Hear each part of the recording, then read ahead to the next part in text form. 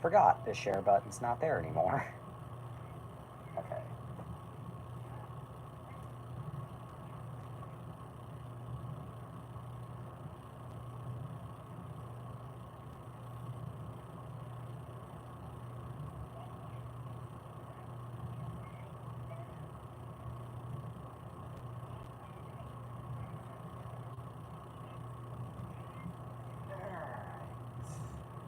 Alright.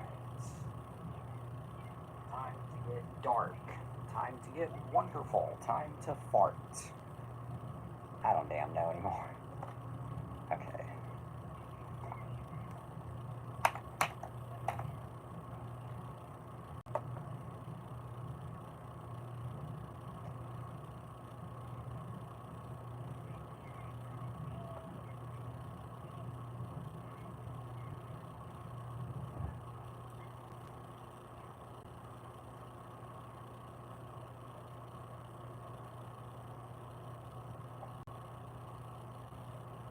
This truly is the calm before the storm.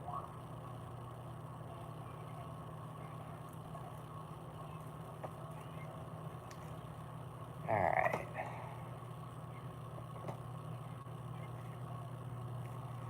Does it prevent you from eating them? No! Really random, but you know what? Everything that is said on this show is incredibly random.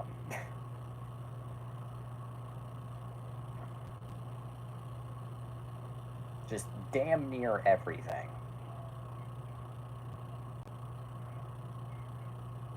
Let me get my page ready. Jesse shooting .gif. Yep, funny. Okay, getting page number 1 ready.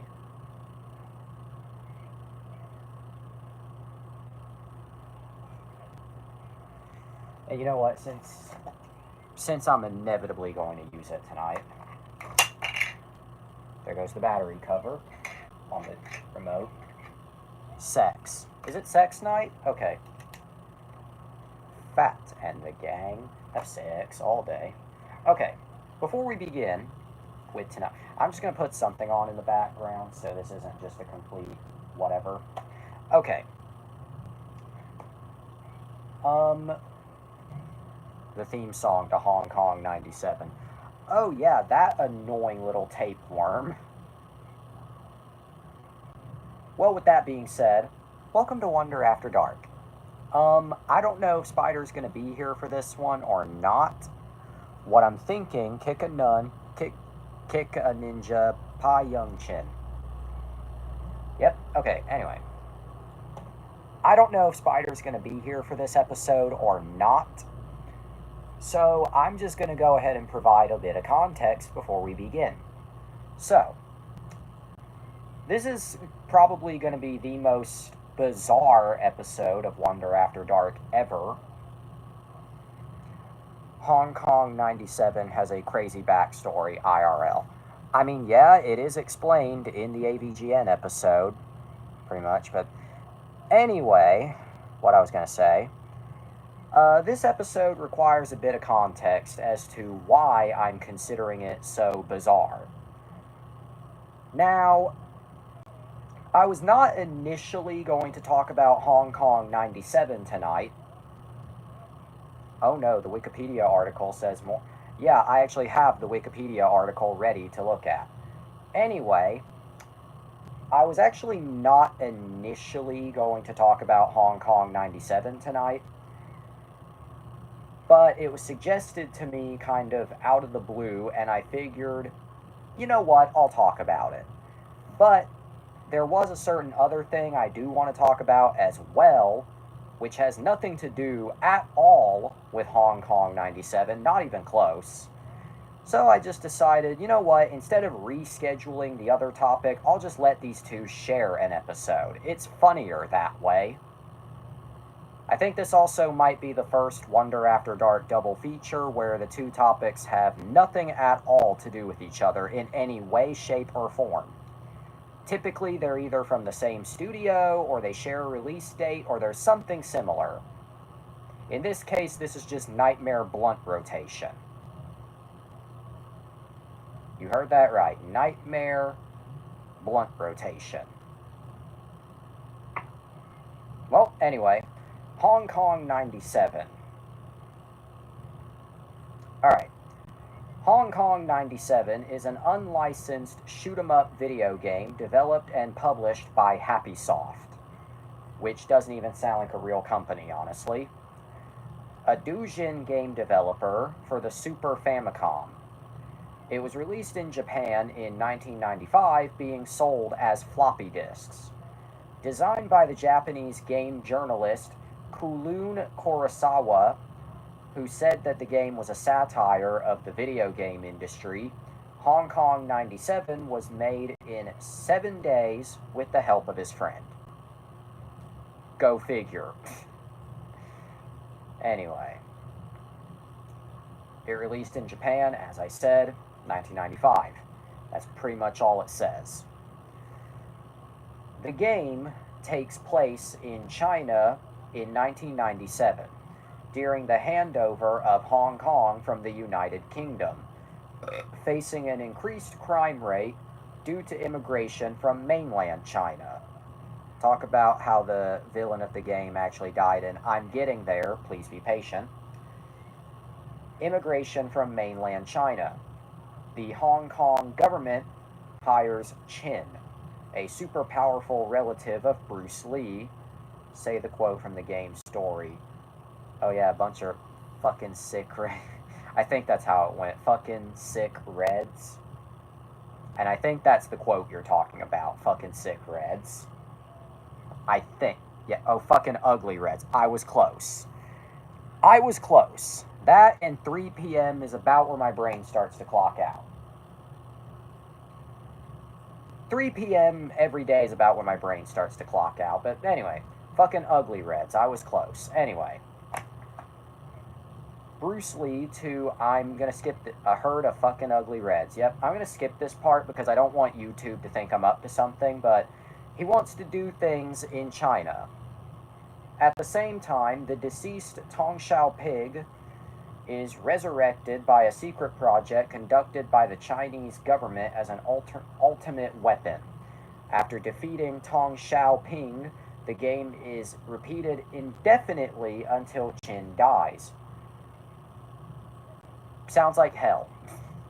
This sounds like the video game that they would make you play in hell, and I am not even exaggerating.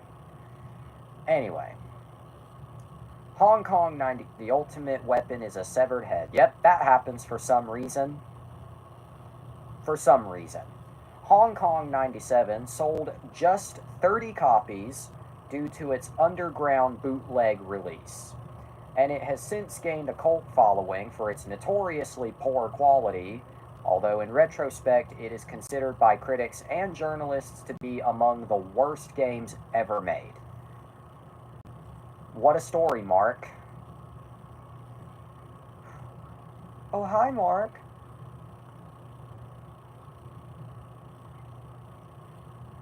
Yeah. Anyway. Okay. Development. Talk about how the guy died. I'm getting there. I'm getting there, for the love of God, please. Please, wait a minute. Slow down. Shut up. Okay. Oh, hey, Spider. We were just talking about Hong Kong 97. Poke. Again, we're talking about Hong Kong 97. Also, welcome to Wonder After Darker. Anyway.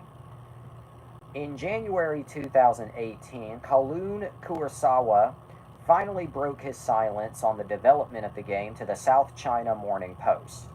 He stated that his goal, JK, okay, that his goal was to make the worst game possible as a mockery of the game industry, Giga Chad. Since Kurosawa did not have much programming skill, he had an Enix employee help him out, Giga Chad, with the game being made in just 2 days. He later asked a friend with basic knowledge of English to translate the story into this language, as well as an exchange from Hong Kong to translate it into Chinese. Kurosawa took the music, an audio clip from I Love Beijing Tiananmen, from a secondhand Laserdisc he got in Shanghai Street, and the main character sprite depicting Jackie Chan was taken from the movie poster of Wheels on Meals, a 1984 Hong Kong martial arts film. I swear it feels like, damn, everything about this game was taken from somewhere else. Also, what you want me to talk about does not appear to be listed on the Wikipedia page, so I'll just look it up here. But, yeah, talk about the death screen. Oh yeah, the death screen. The death screen of the game Hong Kong 97 depicts a photo of an actual dead man. It even has a timestamp and everything. Some say this was a real murder shown to people through the game. The only known picture of the man is from the game itself. What the actual fuck? The death screen came from some documentary. Okay, well, thank you for providing that additional bit of context, but still, what the actual fuck? Like, actually, what? China is insane. Vagina. Anyway. Country roads, take me home. West Virginia. Anyway. Oh yeah, Chin is dead. Yep, Chin is dead. The nigga Chin. Anyway. Just turning something on in the background there. But what about that motherfucking reception? In an advertisement in the underground, I'll never forget AVGN's quote. I'll acknowledge that in a minute, but yeah. In an advertisement in the underground magazine Game Aurora for another Happy Soft title, the story of, I am not even going to try and say that, Hong Kong's 97's poor quality is acknowledged, with the advert referring to the game as dreadful and incomprehensible. It also claims that bootleg copies of the game were widely sold in Hong Kong and Bangkok. When Bruce Lee fought 20 guys, it took him a bit of time, but here comes Chin. You don't fuck with Chin. Fucking love that quote. But anyway, in retrospective reviews, Hong Kong 97 was met with overwhelmingly negative reception, with many calling it one of the worst video games ever made. The game has garnered a so bad it's good cult following in Japan, Thailand, and Taiwan, and in the West after it became the subject of an Angry Video Game Nerd episode. Now, tell me this, do you think the likelihood of me obtaining a copy of this game is high? No! So for this, I just watched the AVGN episode about it.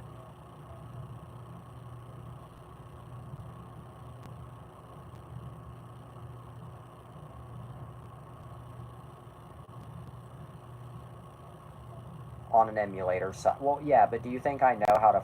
Like, do you understand when it comes to emulated games? I don't know. Do you think I understand when it comes to emulated games that I'm technologically inept? I'm not trying to sound rude, by the way. I'm just technologically inept. I can teach. Thank you for offering. That wasn't sarcasm, just thank you for offering. But anyway, so yeah, for this I just watched the AVGN episode about Hong Kong 97. It's a game, alright. Not sure if it's a game I would willingly play for longer than 10 minutes, but it's certainly a game. I really don't want to just copy-paste and regurgitate his review of the game, but God, is it awful? Like, and I get, you know, it was made bad on purpose. What I'm thinking, kick a nun, kick a nina, Pai Young Chin. Anyway, I mean, I get it was made, you know, intentionally bad on purpose. that's the joke. But it is still just awful. Like, everything about it just is terrible. From the sprite work to the fact it's like all plagiarized and all copyright infringement. I mean, I get bootleg, but still. To the like everything about Hong Kong 97. I don't even know what I really can add. Coke. Oh yeah, Coke. Oh yeah, one of the backgrounds just being Coca-Cola for no reason. None. Not a damn reason. Why? I have no idea, but yeah, just Coca-Cola for some reason. The year 1997 has arrived. A herd of fucking ugly Reds are rushing from the mainland.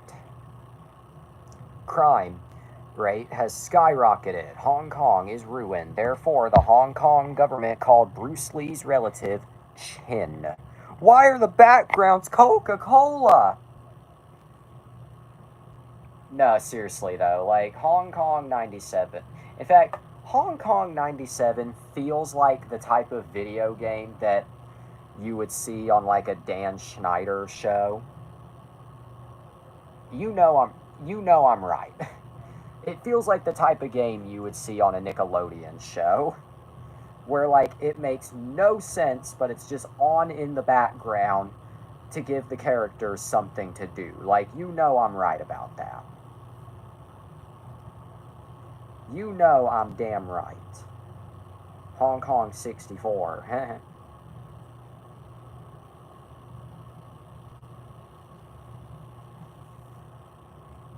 In fact, you know what? While we're on the topic, I want to know, what do you people consider to be the read? Okay. Well, if you mean read the year of 1997 has arrived, I already read that. Yep. It's a running gag at this point. Anyway, but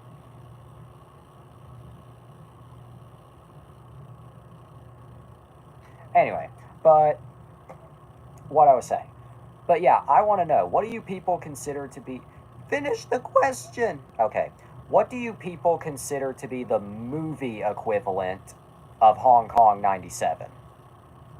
Like a movie that just quality wise is on the same level. I'm just. Morbius. Oh, yeah, Morbius. Morbius is the Hong Kong 97 of Marvel movies, and maybe of movies, period. Not Morbius, because it's not that bad. Well, okay, fair. Okay, that's a lot. Fair. CGI is too. Yeah, the CG. Actually, Morbius actually does have some real. You know what? I'll save this for if I. I'll save my full thoughts for whenever we get to Morbius, but I will say Morbius does have some great CGI. Editing is bad, but it is entertaining. Yeah, it is. At least the tone is consistent. Yes, it is. The Hong Kong 97. I'm reading. The Hong Kong 97 of movies is Birdemic. Guess what? I haven't seen Birdemic, but I'll have to agree with you. I have seen Sharknado, though. Stay tuned.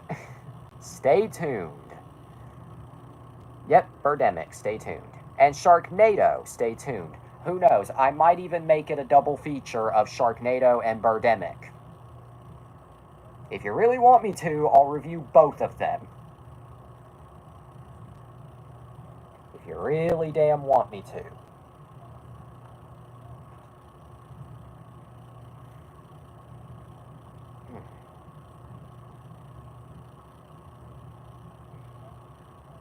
Discord read on camera. Okay.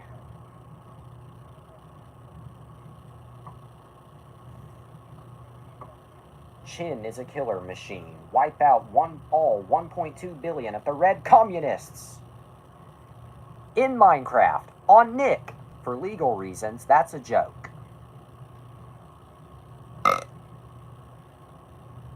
Hongathin Kongathin. Bingadis bongadin, I'm ring donganin. You know what I think is hilarious? Even in the winter, it gets hot and sweaty, and for illegal reasons, dick pic and server on Nick. To be honest, I never really hated Morbius. I didn't think it was good, but I enjoyed what was there. Again, not good, just me. Probably the most civil take I have ever heard on that movie, but honestly, I may have to agree. It's a bad Morbius film, though. It's weapon time. It's Craven tits.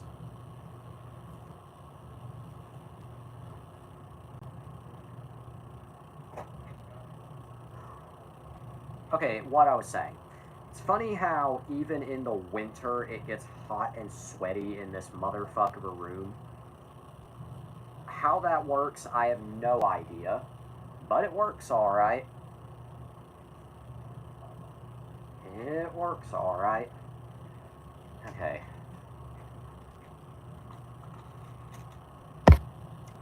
It's a bad Morbius film, but it's also the best Morbius film of all time. Venom 2 was fun. I liked it.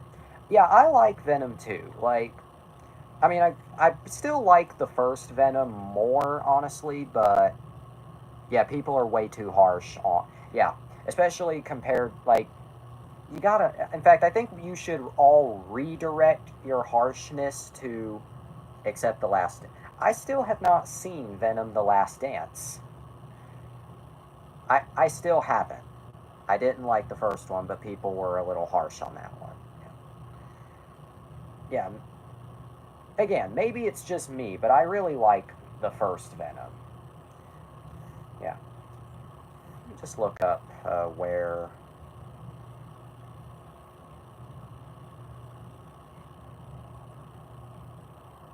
Hmm. Anyway.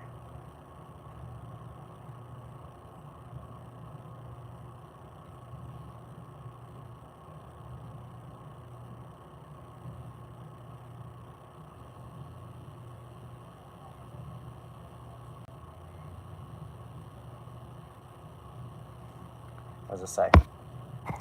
Although I haven't seen it in years, so my opinion is a bit outdated. Time for you to come. You know what's funny? You hold a light up to my face and it makes me look halfway decent. But it also damn highlights these bags. Like, good God, how many minutes did I sleep for? Tell us how Chin shoots people by turning his back. Oh, yeah, Hong Kong 97 takes place in a funny little fantasy world where you can shoot people just by turning around. Have you been shot yet? Halfway decent. You're being too generous. Want to see me run to that mountain and back? Want to see me do it again? Okay, but what else can I really add here?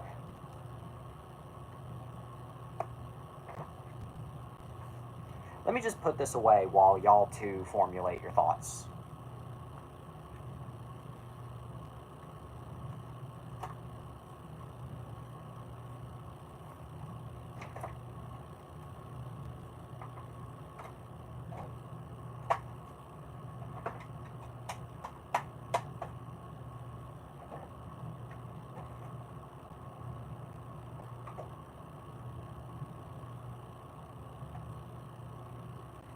It's a Sony.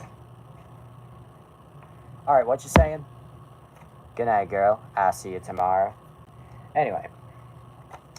But yeah, Hong Kong 97 is such a mess of a game.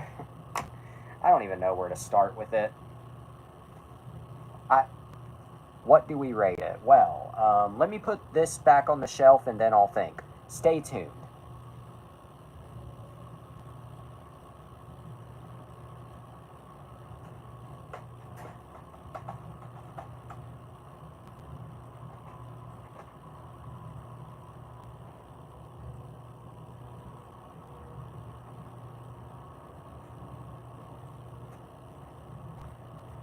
Okay, back to what I was saying. Depends. Are we rating Hong Kong 97 based on quality? Because if so, I think it would. Oh, honestly, I rated a 4. I'm gonna be real because while it's awful, it's just. No, actually, that makes perfect sense. I was gonna say, like, if we were rating it on quality, it would probably be super low. But actually, when you put that into perspective, that does make sense. Like, terrible game. Fucking terrible game. But, yeah, quality wise, it's a zero. Like, even if it was made to be terrible on purpose, it's still just a terrible game. But in terms of how fucking funny it is, like, it's amazing. So, but honestly, I never laughed so hard. But we'll see what happens when we watch The Room someday. Someday. Someday. I'm just putting something in my notes here.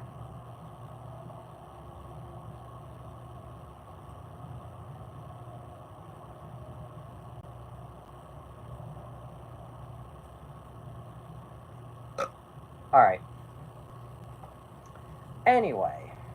But I guess I'll have to agree with you. I'll give Hong Kong 97 a 4 out of 10. Just based on how fucking funny it is. Like, awful game, but it's at least the fun kind of awful. It's more than I can say for Madam Web. Madam Web is just awful and boring, but Hong Kong 97 at least does not bore you. It does annoy you, however, because oh my god, that stupid song.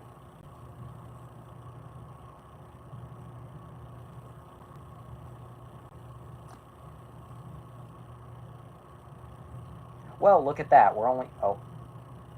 I was shocked that you gave a 0 to Madam Web. Honestly, I can honestly see why.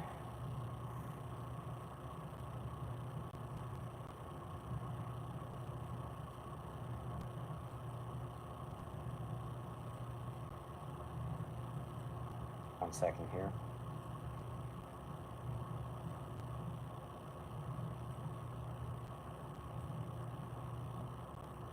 Someone's sending some shit, so.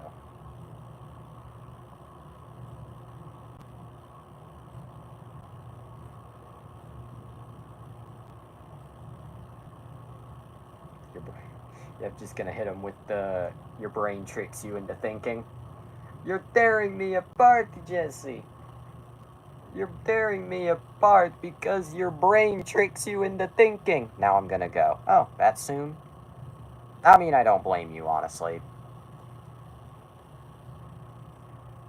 I'm not saying that to get mad. Like, if you want to go, no worries. But, yeah. What is the review? Well, I said 2 review. Oh, get mad at me now. Cunt. Okay.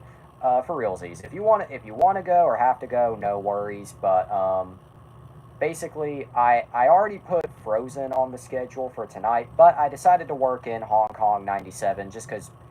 What is the second film? I was explaining it, but basically, I already put Frozen on the schedule for today.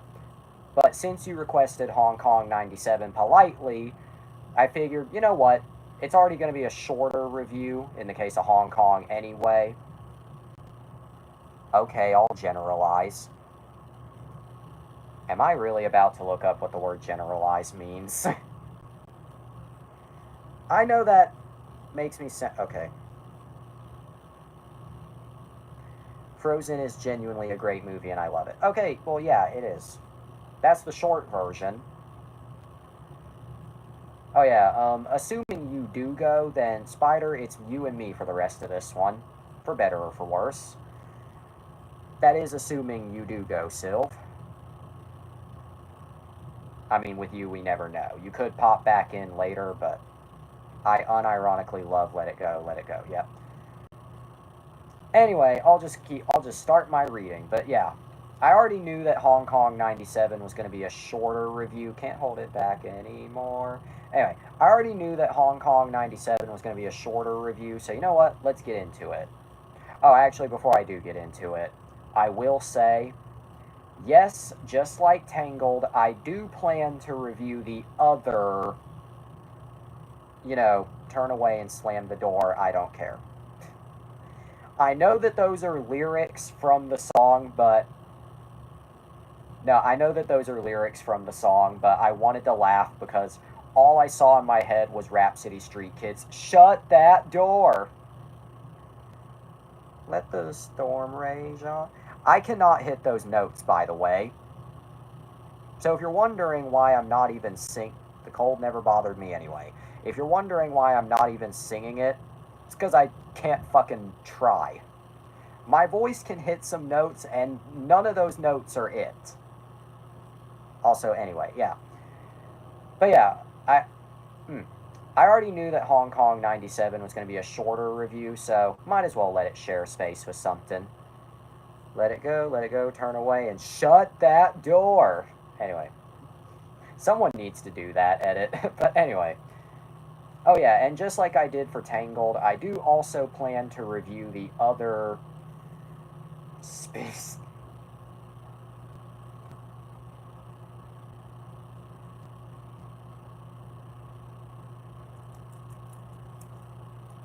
Anyway, what I was saying. First time that Orsi image has ever fucked with anyone. Okay, anyway. Okay, but what I was saying.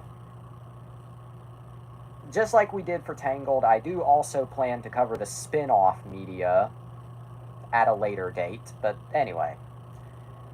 On to the tits. On to the cock. On to the boobie.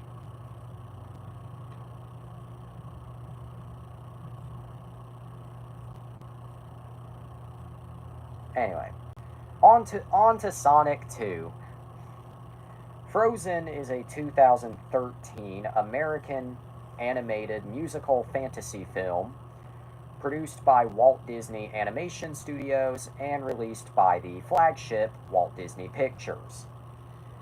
Which I always love reading that sentence because it's the equivalent of saying produced by Disney and released by Disney. Anyway.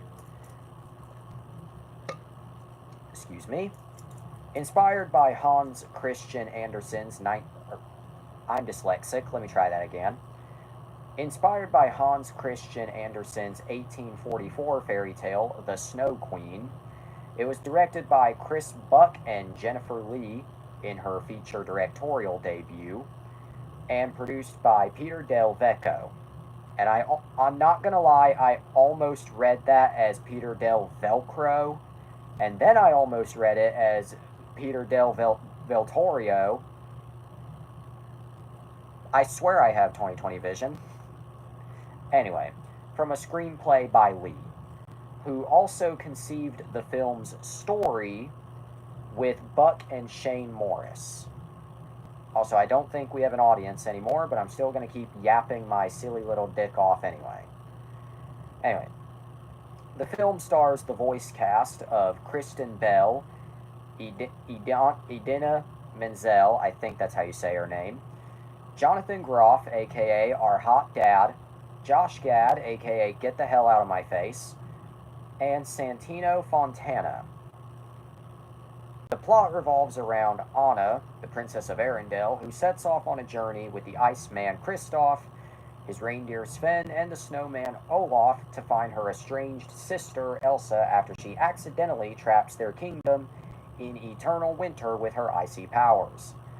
Coincidentally, that is the story of every troubled relationship ever, whether it's a romantic relationship or a family relationship. Haha, please laugh.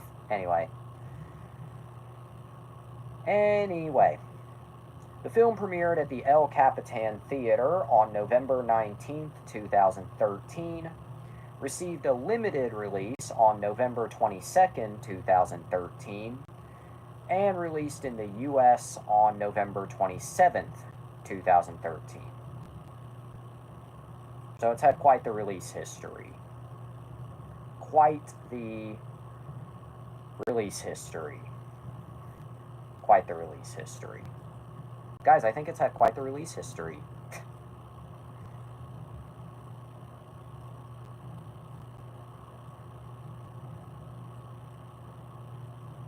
Quite the release history. Anyway.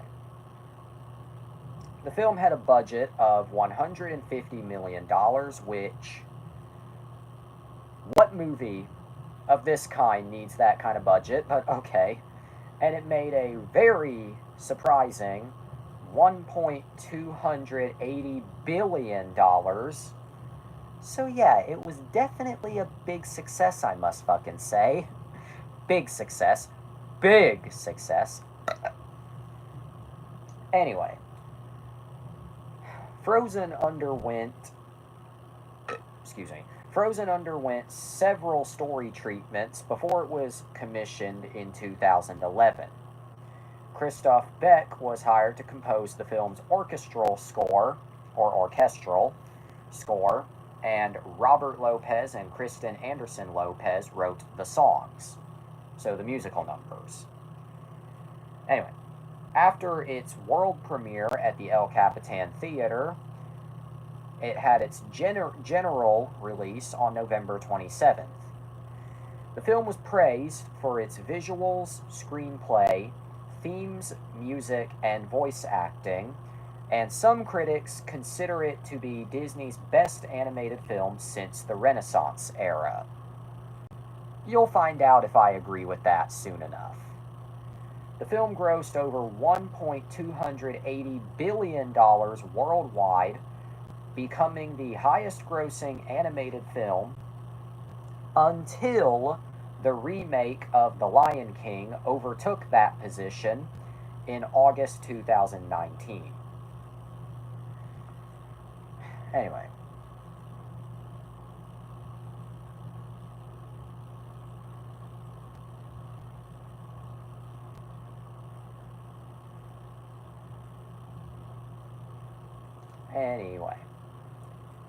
Shout out to Sound Out 12. Anyway. The film finished its theatrical run as the highest grossing film of 2013 and the fifth highest grossing film of all time. The film's songs, characters, story, and appeal to a general audience led to it being dubbed a pop culture phenomenon. And of course, the popularity of the film, combined with its critical and financial success, spawned a franchise, which included a short film follow-up in 2015, a 2017 television special. There's an asterisk in front of that television, stay tuned, and 2 feature-length sequels, Frozen 2, released in 2019, and the upcoming Frozen 3, releasing 2027. Among its many accolades, it won Academy Awards for Best Animated Feature and Best Original Song, the Golden Globe Award for Best Animated Feature Film, the BAFTA Award for Best Animated Film, and 2 Grammy Awards. So it's definitely beloved, I must say. Alright, because I don't seem to have an audience for this one, I actually will bore you all by reading the production history because we don't have an audience to get bored. Anyway, it's equal parts annoying and therapeutic to have no audience, and it's also kind of chill, honestly, because it kind of feels like a rehearsal show in a way, but anyway, so here's the production history. Walt Disney Productions began exploring a possible live-action animated biographical film, or biographical, I cannot read, of author and poet Hans Christian Andersen in late 1937, before the December premiere of its film Snow White and the Seven Dwarfs, which was the first feature-length hand-drawn animated film. Stay tuned.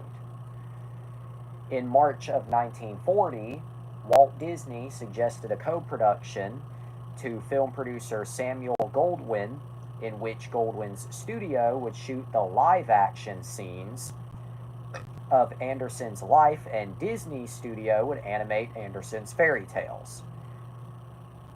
However, after the United States entered World War II, Disney focused on wartime propaganda.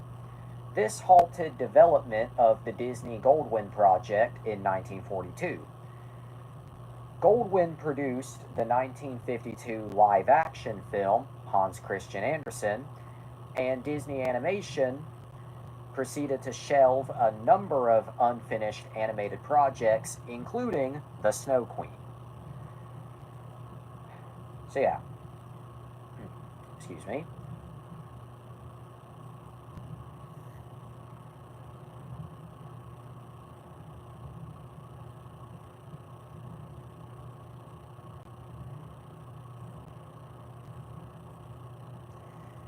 Anyway, Hans Christian Andersen's original version of The Snow Queen is a pretty dark tale, and it doesn't translate easily into a film.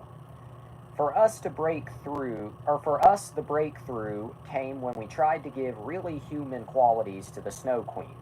When we decided to make the Snow Queen Elsa and our protagonist Anna sisters, that gave a way to relate to the characters in a way that conveyed what each was going through and that would relate for today's audiences. The film has a lot of complicated characters and complicated relationships within it. There are times when Elsa does villainous things because you understand where it comes from, this desire to defend herself. You can always relate to her. Inspired by means exactly that. There is snow and there is ice and there is a queen, but other than that, we depart from it quite a bit. We do try to bring scope and scale that you would expect, but do it in a way that we can appreciate or that we can understand the characters and relate to them. You just hit the nail. Okay, yeah, it says here, producer Peter Delvecco. You just hit the nail on the head with that one, Peter. you just hit the nail on the head with that one. That says it best, my guy. You just hit the nail on the head. That just says it best. The process of adaptation. But anyway, that adaptation of the fairy tale was pretty much shelved afterwards.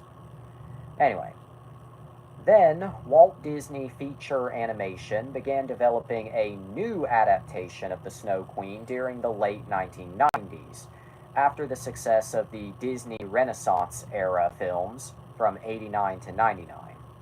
But the project was scrapped in late 2002 when Glenn Keane, I think that's how you say that name, reportedly quit and began to work on another project which became Tangled, which we covered previously.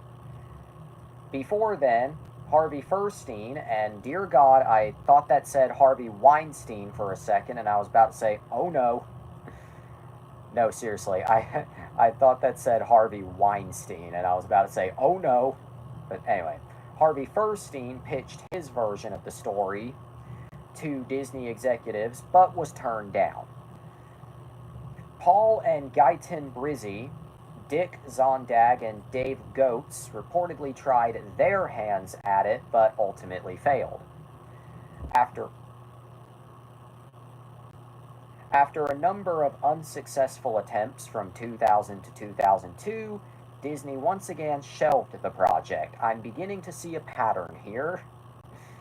I'm beginning to see a pattern like Christmas in January. Anyway, during one of those attempts, Walt Disney Company Chair and CEO Michael Eisner supported the project and suggested director John Lasseter at Pixar after the expected renewal of Pixar's contract with Disney. But that's a story for another day. Negotiations between Pixar and Disney collapsed in January 2004, however, and the contract was not renewed.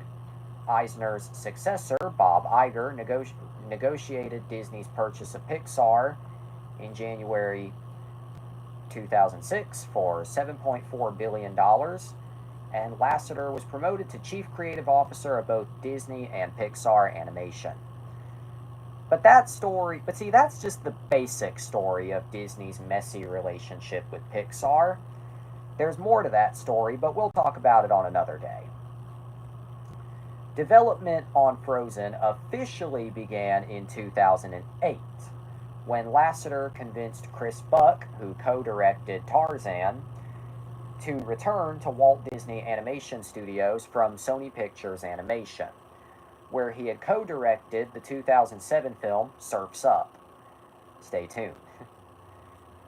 Buck pitched several ideas to Lasseter that September, one of which was, of course, the Snow Queen. Buck later said that his initial inspiration for the Snow Queen was not the Andersen fairy tale, but he wanted to do something different on the definition of true love. Something Disney had already done, the kissed by a prince thing. So I thought it was time for something new. Anyway, Disney had been Lasseter, had been interested in the Snow Queen for a long time. When Pixar was working with Disney on Toy Story in the 1990s, he saw and was blown away by some of the pre-production art from Disney's previous attempts. Development on the film began under the title Anna and the Snow Queen, and traditional animation was planned.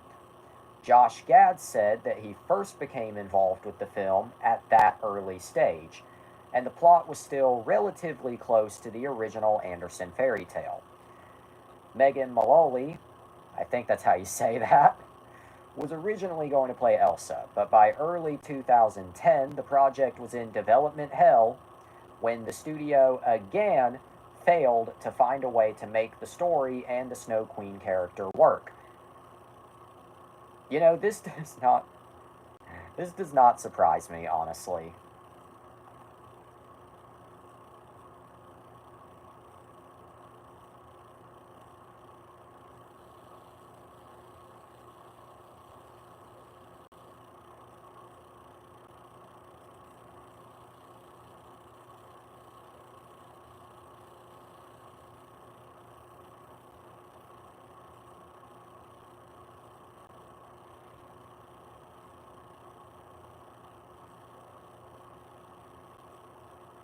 Sound out.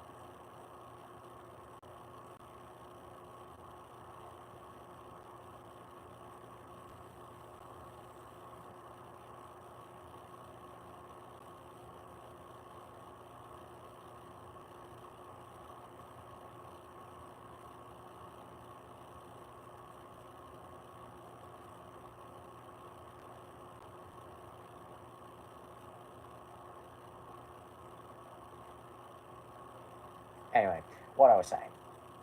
Following, excuse me, on December 22nd, 2011, my brain is on fire. On December 22nd, 2011, following the success of Tangled, Disney announced a new title for the film, Frozen. And honestly, before I continue reading, I can see why they went with that title, because Tangled was, of course, originally titled Rapunzel, but after The Princess and the Frog kind of bombed, they opted to market Tangled more gender neutrally. Anyway, and a release date of November 27th, 2013. It was confirmed a month later that the film would be a computer animated feature in stereoscopic 3D instead of the originally intended hand-drawn animation due to complex elements in the script requiring strong visuals, which, okay, while I do think it would have looked gorgeous in hand-drawn, I think going CGI just makes sense.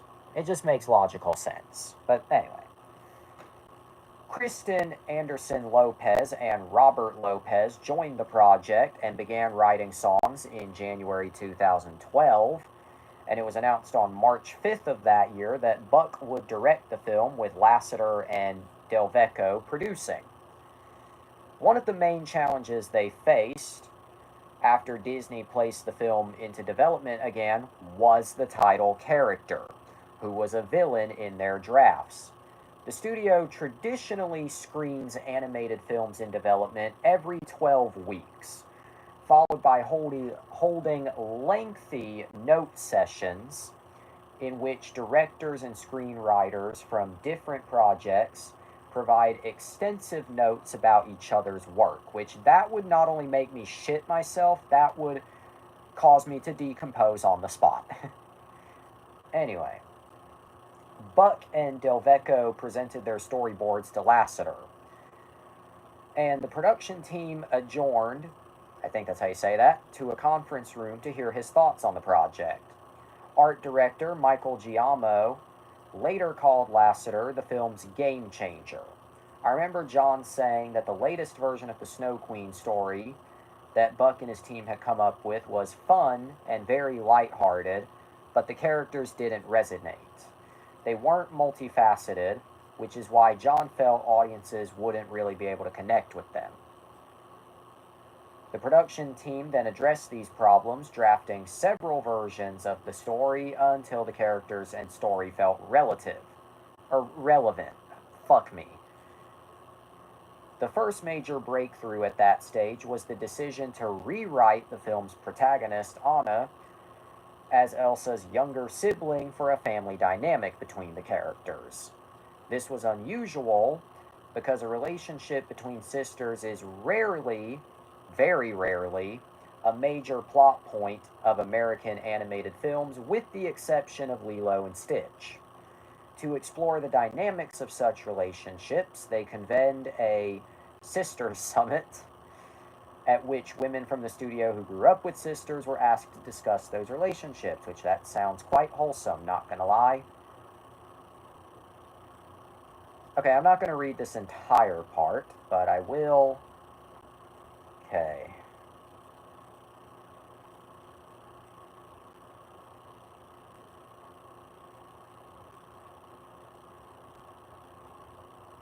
Alright. Okay. Lee said that several core concepts were already in place, such as the film's Frozen Heart hook. That was a concept and the phrase, an act of true love will thaw a frozen heart. The ending involved true love in the sense of the emotional bond between siblings rather than romance. Anna was going to save Elsa. We didn't know how or why. She said that Disney Animation president Edwin Catmull told her early about the film's ending. You have to earn that ending. If you do, it will be great. If you don't, it will suck. However, the final version differed significantly from the earlier ones. Elsa was evil from the start in the original version, kidnapping Anna from her own wedding to freeze her heart and later descending on the town with an army of snowmen. The whole second act was about Anna trying to get to Hans and to kiss him, and then Elsa trying to stop her. Buck said that the original plot attempted to make Anna sympathetic by focusing on her frustration with being a spare in the relationship to the heir. The revised plot, however, focused more on musical comedy with less action and adventure. Although, spoilers for my full thoughts on the film, it does kind of feel like the final movie still had some elements of action adventure still dangling around. Anyway.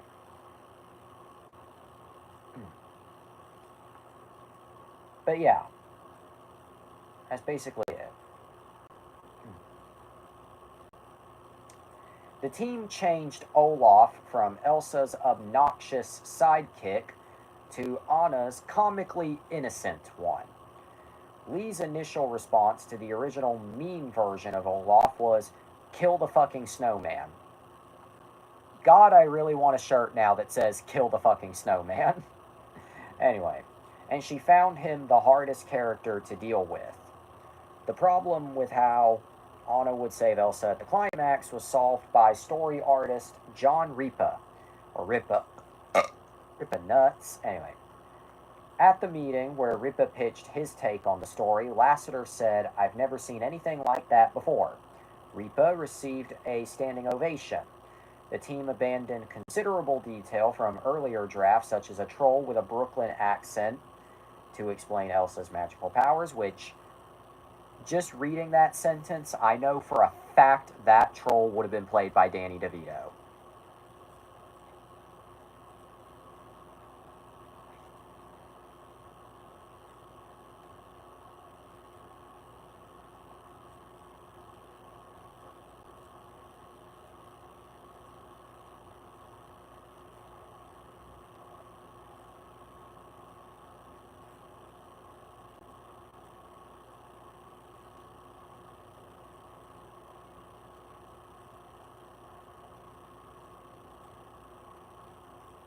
Anyway. But yeah, that just reading that, I can already tell Danny DeVito was going to be that character. Anyway, and a regent. Anyway, Lee hoped to cast comedian Louis C.K. As these were cut because they contributed to a much more complex story than we really felt like we could fit into this 90-minute film. It ended up being a little bit longer than 90 minutes, but go off, Queen. Delvecco said, the more we tried to explain things at the beginning, the more complicated it got. Which I agree. Anyway, I'm not going to read the entire thing, but yeah, we'll just skip to the last part here. Okay, Disney conducted test screenings that month of the partially completed film for two audiences, one with families, the other adults, in Phoenix, Arizona, at which Lasseter and Catmull were present. Lee recalled that it was the moment when they realized they had something huge because the reaction was huge. Catmull told her afterwards, "You did it." And reading that, all I could think of was Megamind, them looking at what happened. He did it. Like, same energy, except positive instead of negative. Funny how that works. Okay, scrolling back up here. Okay. What about that motherfucking reception? Okay. Jesus Christ, okay. Okay. I gotta get to... Oh my god, this is the longest... Okay. There we go. There we go. Frozen opened to positive reviews, and several critics compared it favorably to Disney's Renaissance era films such as The Little Mermaid, Beauty and the Beast, Aladdin, and The Lion King, all of which I can confidently say, stay tuned.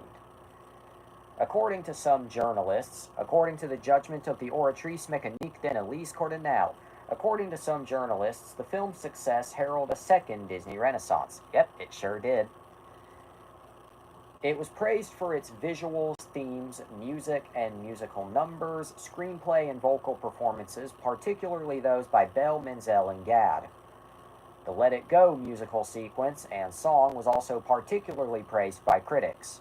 So much so that for, I'd say, the better part of 2 years, you could not go anywhere without hearing Let It Go.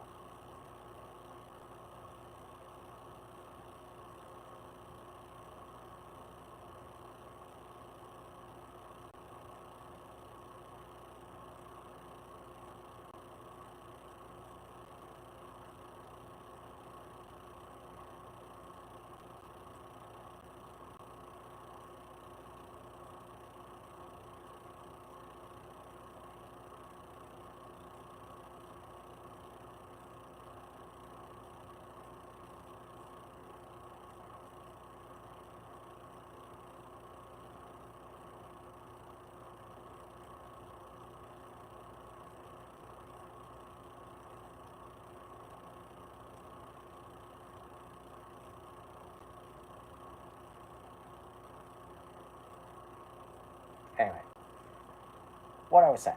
On Rotten Tomatoes, hey look, we finally got to Rotten Tomatoes, an hour in. On Rotten Tomatoes, 90% of 251 critic reviews are positive, 0 to 50 and 4, with an average rating of 7.7 out of 10. The consensus reads, beautifully animated, smartly written, and stocked with sing-along songs, Frozen adds another worthy entry to the Disney canon.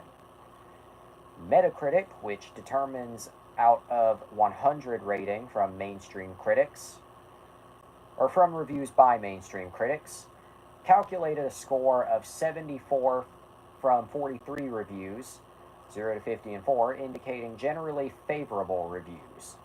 Audiences polled by CinemaScore gave the film an A-plus grade on an A-plus to F scale. Wow. Okay, I'm not going to read every single review, so I'm just going to read these first two. Alonso Duralde of The Wrap wrote, that the film is the best animated musical to come out of Disney since the tragic death of lyricist Howard Ashman, whose work on The Little Mermaid and Beauty and the Beast, stay tuned, helped build the studio's modern animation division into what it is today. According to Duralde, I already made the Oratrice joke, so you're out of luck. While it lags the tiniest bit on its way to the conclusion, agree, the script really delivers. It offers characters to care about, along with some nifty twists and surprises along the way. Todd McCarthy of The Hollywood Reporter called Frozen a true musical.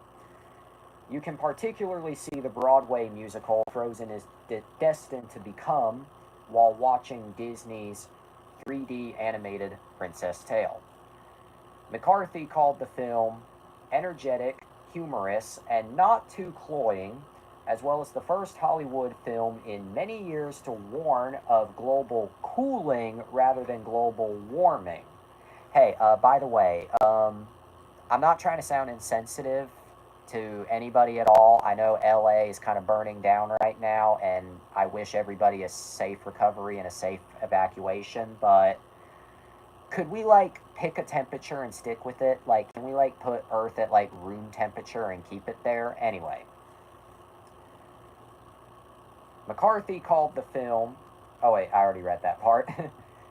This tuneful tune upgrades what has been a lackluster year for big studio animated fare, beginning with its Thanksgiving opening, should live up to box office expectations as one of the studio's hoped for holiday spanning blockbusters. Again, I'm not reading the rest of these reviews because I've already been talking for a long time now. And now time for... Alright. Now time for, well, I would say home video, but it just has had a lengthy release history, period. So, the film was released, as I said, at the El Capitan Theater, November 19th, 2013, with a 5-day limited release beginning on November 22nd, before its wide release soon after. Then, on November 27th, the film was released theatrically, officially, as a general wide release, with the new Mickey Mouse short, Get a Horse. But where do you get a horse? Personally, everybody has a water buffalo. Yours is fast, but mine is slow. Where do we get them? I don't know, but everyone's got a water buffalo. Anyway. Oh God. Then, on January 31st, 2014, or 2014, anyway, on January 31st, 2014, a sing-along version of the film was released in 2,057 theaters in the United States. It, of course, had on-screen lyrics, and viewers were invited to follow the bouncing snowflake and sing along with songs from the film. After its wide release in Japan on March 14th, 2014, a similar sing-along version was released in the country on April 26th in Japanese dubbed versions, similar to the US one. And then a sing-along version was released in the UK on November 28th. Oh boy.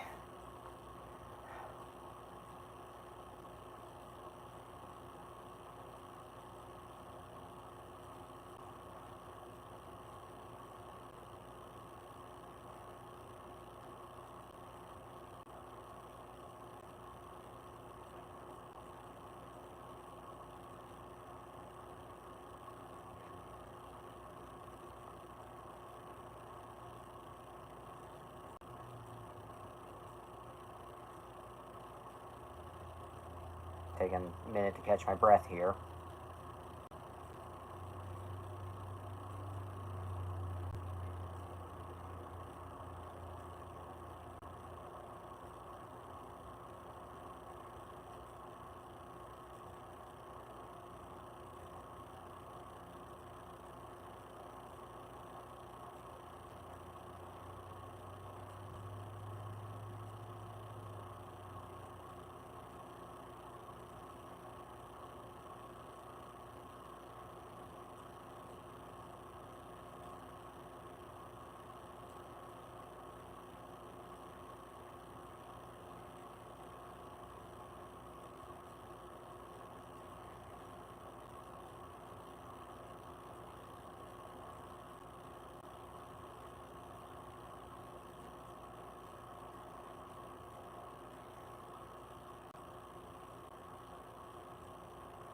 Anyway.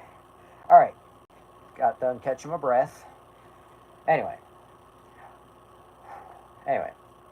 Then, Buena Vista Home Entertainment released Frozen for digital download, iTunes, Vudu, Google Play, etc., on February 25th, 2014, and soon after on Blu ray and DVD on March 18th of that year. Physical copies included the behind the scenes featurettes, deleted scenes, the film's teaser trailer, which is one of the most deceptive trailers I have ever seen, but stay tuned, we'll talk about that on another occasion. Anyway, the music video for Let It Go and the theatrical short Get a Horse. And then, after an announcement on August 12th, 2014, a sing-along release of the film, released exclusively on DVD and digital download on November 18th of that year. And finally, I'm out of breath. Okay, and finally, on October 1st, 2019, the film was released on 4K Ultra HD. No new bonus features, all the same stuff as the previous Blu-ray, but new to 4K.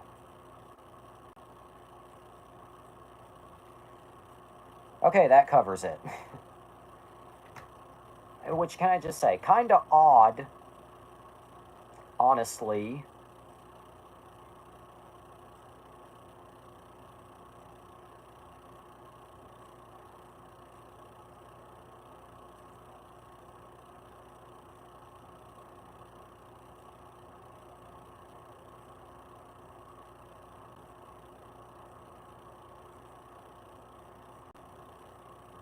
Kind of odd, honestly, that the sing-along version was released exclusively on DVD with no Blu-ray. Especially odd that they didn't just include it with the movie outright on its initial release, but okay, sure, go off, Disney. Just go off, Queen, but yeah. Okay, so now my review. Or rather, my review after I try to pinpoint my thoughts. Okay, so catch my breath here, because I've used up a lot of energy over these last 73 and a half minutes.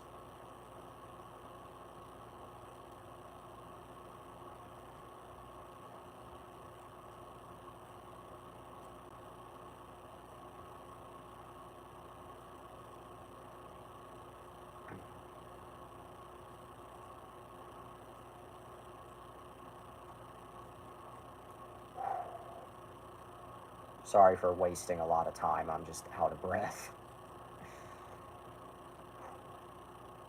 Okay, time for the funny image. Y'all ready for Scary Movie 6? I sure am.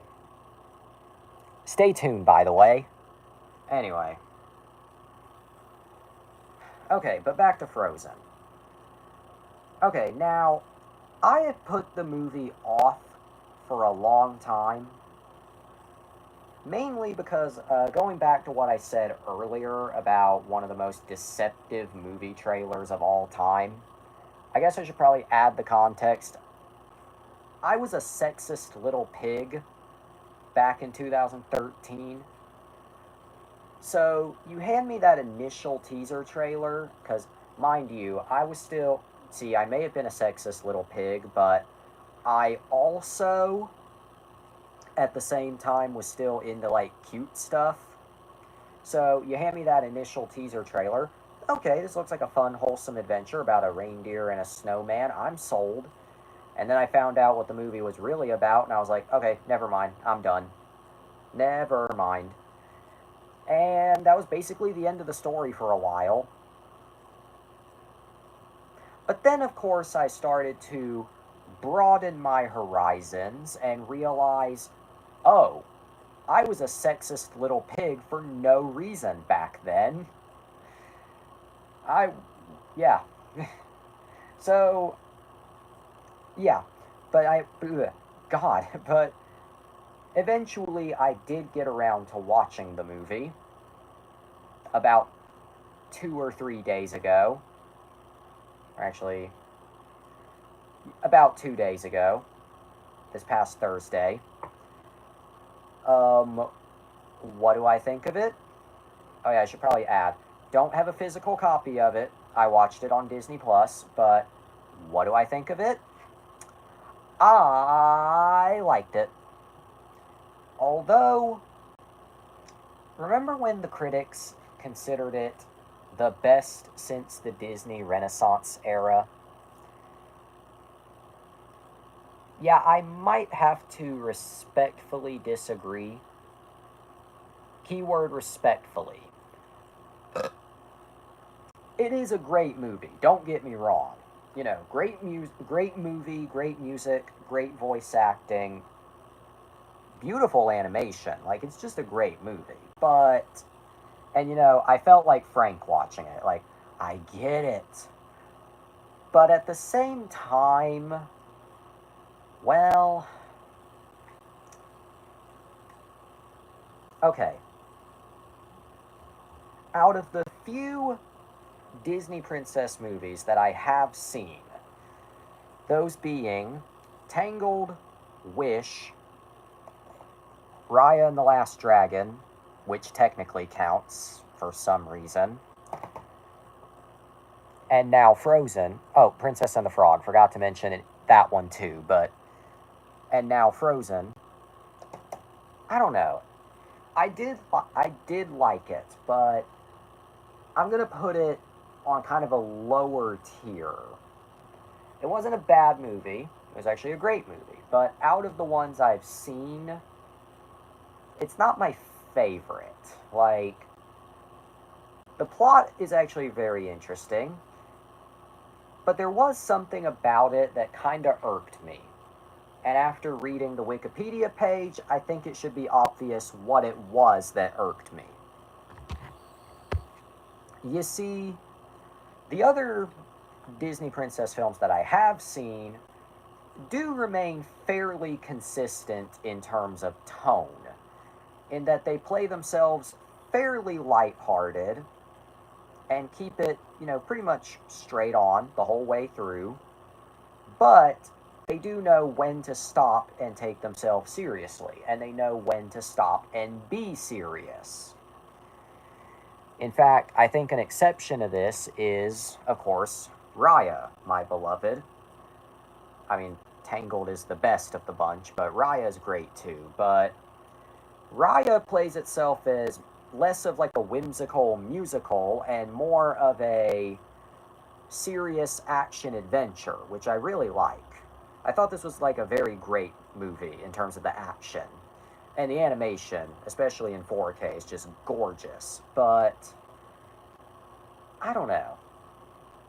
Frozen, on the other hand, kind of felt. I'm trying to put it into words. Okay. Okay, my first problem is. At first, here's my problem with it. At first, it starts and plays itself fairly serious. Lighthearted, yes, but serious. You know, it's not like overtly or incredibly goofy. It has its goofy elements, but it plays itself fairly serious. Oh, and of course they kind of set up that Kristoff is going to be the main character, only for the movie to kind of quickly reset itself and start over with the aforementioned sisters as our protagonists, only to then weasel Kristoff back into the plot. Okay, sure. And then, from then on, the movie focuses on the sisters, which, I mean, yeah, I get it, they're the main characters. But then it feels like Kristoff basically just disappears from the plot for a good chunk of the movie, only to then come back like, okay, I knew you would, but where have you been the entire time? Especially because this movie kind of painted it like you were our hero.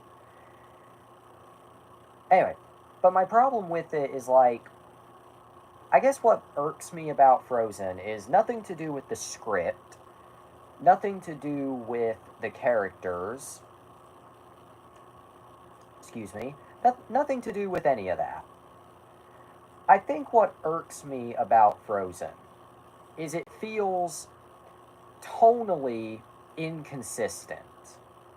Like the movie begins and plays itself fairly serious, not really Raya serious, not as like an action adventure, but just as a more lore based fantasy film.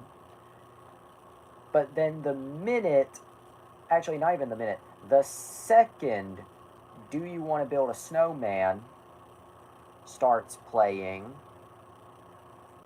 it feels like the tone just completely changes.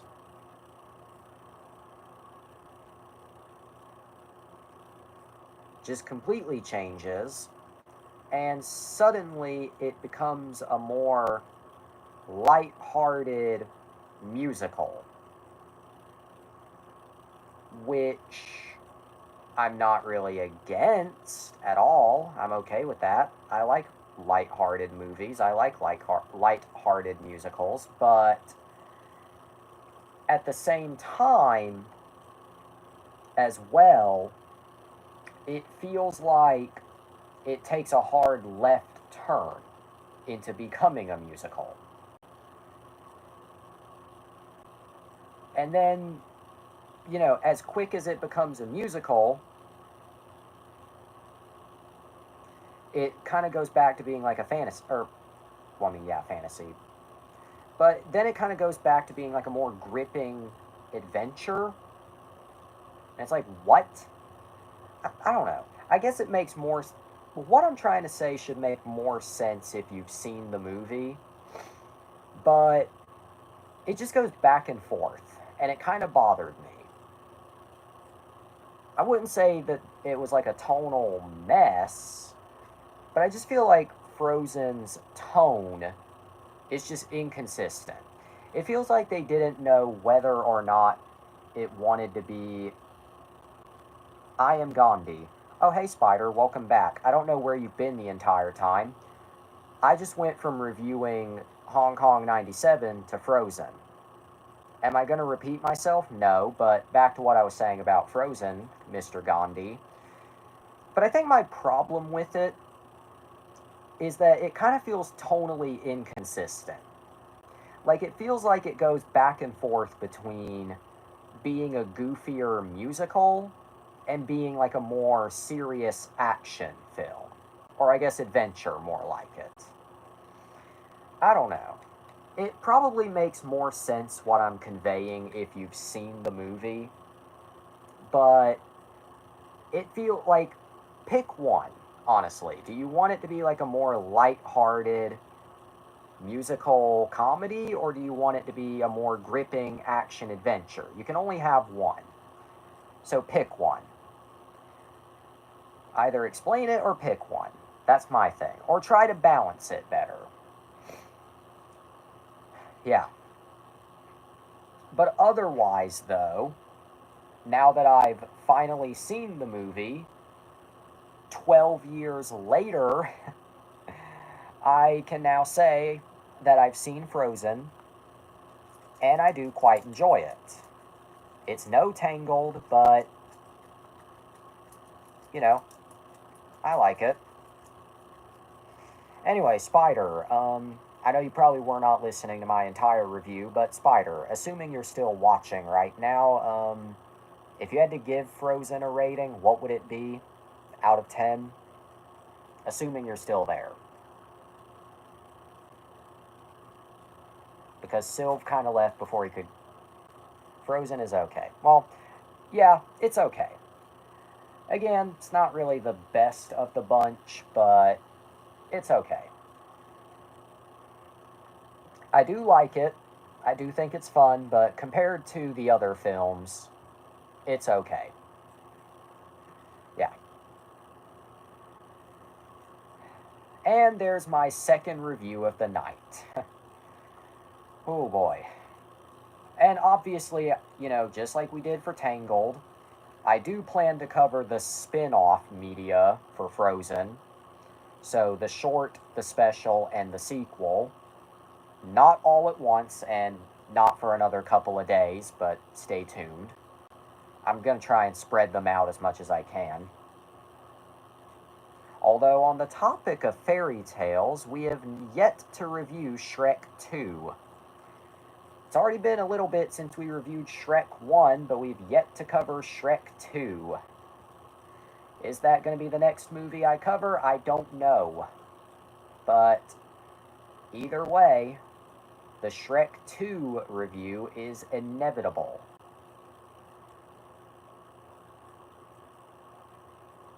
In other news, No Thoughts Head Empty.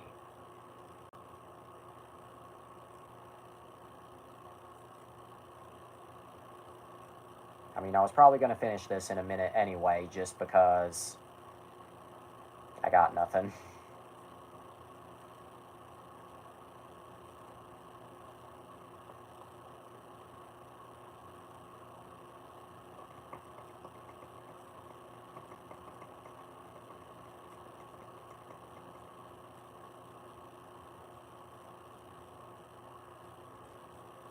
Five Nights at Freddy's air conditioning. I don't know.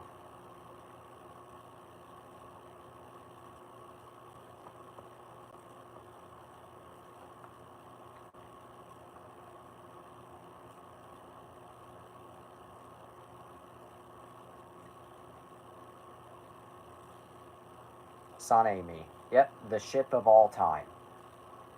Okay, well, I don't know how to fill out the rest of this episode's runtime, so I guess I'll just try to think. You know what? I'll bring attention to something that I have noticed as of late, but something that is not negative. See, typically when I bring attention to something, it's either something that pisses me off or pisses everyone else off. But now I just want to bring attention to something that is unfortunate, but just an inconvenience. The closing of a lot of retail stores. I'm not listing off every example, but I've noticed that a lot of retail stores as of late have been shutting down. Party City, it's a pretty good example. Party City is closing down, I think, this year. Most of their locations, although they will continue to remain operational in Canada, which does not surprise me. The same thing happened with Toys R Us, so that doesn't surprise me. What else? A lot of shopping malls, just in general, have been closing. Although there is one example, that's actually a great example, Big Lots. Big Lots, which is a discount store, has announced recently, or they did announce recently, that they are closing a lot of their locations in the US. Although they did later announce that somebody bought them and basically saved them from bankruptcy. But from what I can tell, a lot of US Big Lots stores are still going to be closing anyway. So I guess I'll just use this as my stupid little excuse to show stupid little purchases. Who are you? A person? Anyway, Curb Your Enthusiasm, the complete first season on DVD. West Side Story, 1961 on Blu-ray, yeah. But yeah, Big Lots, I mean, you could, not just movies, but products in general. You could find some pretty good prices, or pretty good stuff at Big Lots. Although, in kind of a hilarious twist of fate, they were also more expensive than some retail store, or some discount stores. Yeah, can I be real with you? I don't know how Dollar General is still in business. Like, I don't hate Dollar, not to totally go off track, but like, I don't hate Dollar General at all.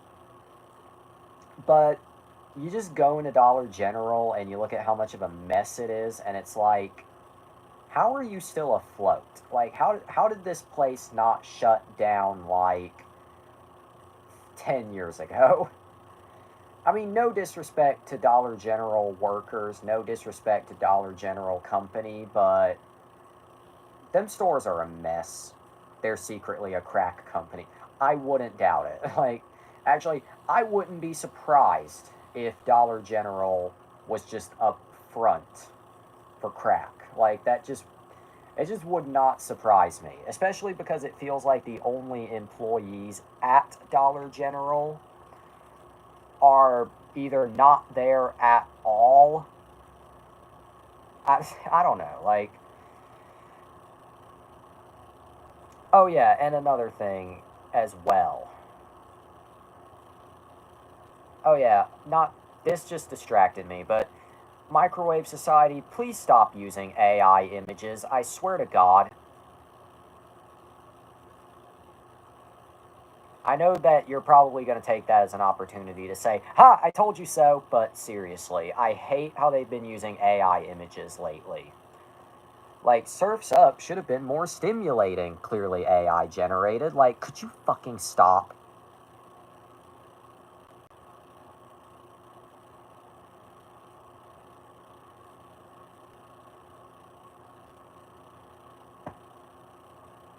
But yeah, Dollar General. Wouldn't surprise me if they were just a front for crack.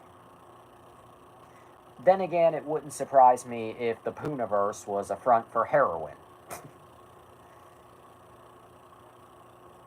Also, can I just say, because this just caught my attention and I think it's quite amusing, the amusing part about this sort of thing, a Nintendo Switch appearing in Knuckles and Pokemon being referenced in Sonic 3, is that it implies all of pop culture history in this universe is exactly the same, except Sonic as a gaming franchise doesn't exist. That is honestly incredibly amusing to think about.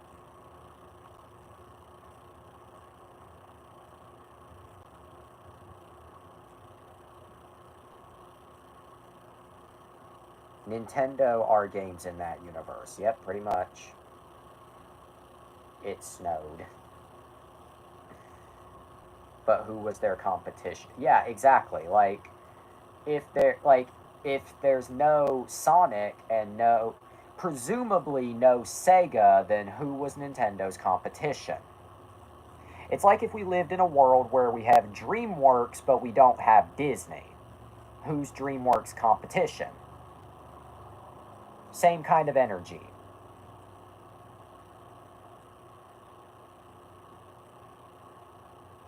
What else? What else? What else?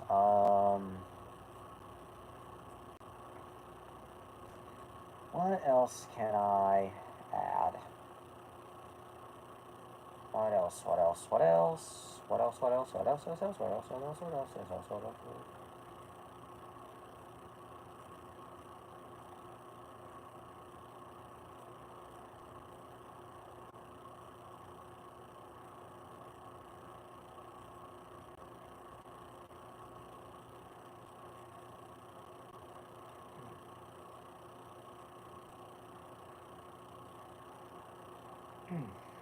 Um,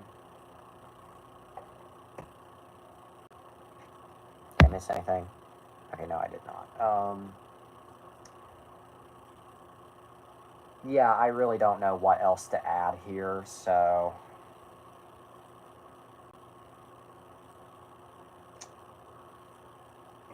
I was probably going to end this episode in a minute anyway, just because it went. Oh, okay. That's always okay. Shit. That's always the interesting thing about these. It's the case with Marvel and DC. These franchises bounce off each other and take inspiration from each other. So if what if they adapt a character that in our universe was the inspiration for another character on that competition's side? Exactly. Exactly. But let's save that for my future episode on alternate universes and what if history.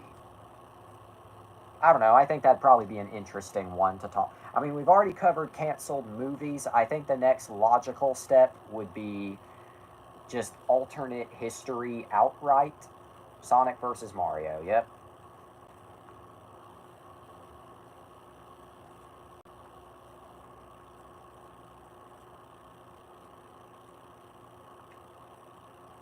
Okay, I think I got. Oh, not about Olympics. Yep, I figured. Okay, I think I got like 3 to 5 more minutes and then I'm done for tonight. So if you can think of anything I can talk about for the next 3 to 5 minutes, that picture just distracted me.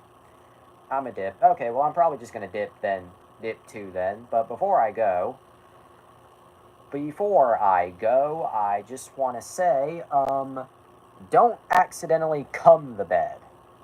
Anyway, what the hell am I reviewing tomorrow? I don't know because my pee-pee's yellow, but will I elaborate further? No, because I've said enough. But for now, that's all the time we have for tonight. But always remember, eat your cereal, go to bed, to be continued. God made you special and he loves you very much. If you do drugs, you go to hell before you die. Wait. You learn from the best of them. You learn from the best of them. Sylv is starting to rub off on you like a lubricant, like baby oil. P. Diddy, I have something. Oh, you actually have something. Go right ahead. I thought you were just doing what Sylv would do and just saying wait just to get to me. But yeah, you have some. Discord. Okay.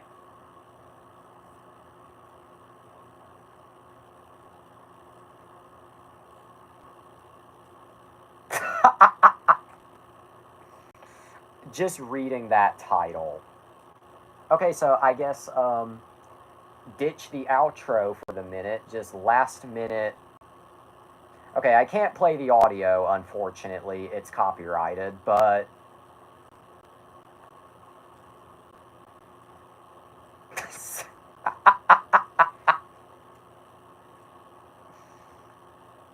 yes, sorry I can't play the audio, but this is just amazing.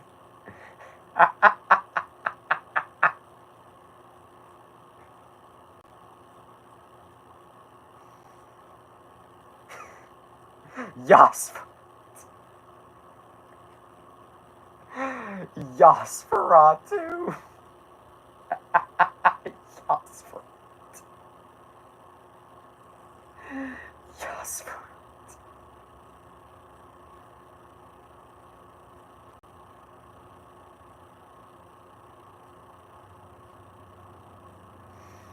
This is the best shit. I stole that from the comments. Yeah, I can tell.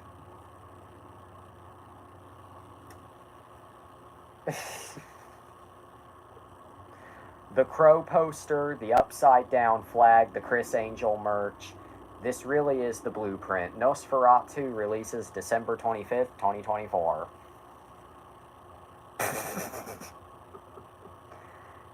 We are only, 11 going on 12 days into the year, and that is already the best thing I have seen this year. Thank you for that.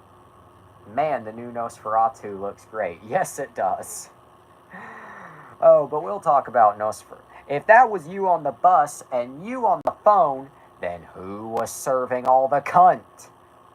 Nosferatu. By the way, God made you special and he loves you very much. If you do drugs, you go to hell before you die.